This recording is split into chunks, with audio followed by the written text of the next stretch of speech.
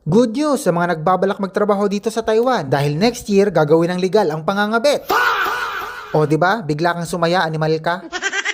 Yung ngiti mo abot tenga, putang ina ka. Alam ko naman na hindi talaga trabaho ang pinunta mo dito. Mas papabor kasi sa'yo kung dito ka magloloko dahil mababa ang porsyento na mahuhuli kayo. Hindi kasi kagaya kapag nasa Pilipinas ka nangabet dahil malaki talaga ang chance na mahuli kayo lalo na't magkatrabaho lang kayo. Kaya nga dyan sa Pinas ang tahimik mo sa trabaho. Hindi nila alam kinukumpleto mo na mga requirements mo para makapag-apply ka dito. Ina mo. Tapos sasabihin nyo sa mga asawa nyo, para sa future ng mga anak natin to mahal. Ulul. May pasumpa-sumpa ka pa sa asawa mong tangina ka na siya lang ang mahal mo? King ina mo? Alam ko naman ang rason kung bakit hindi nyo pa rin iniiwan ang mga asawa nyo kahit may mga kinakalantari na kayo dito.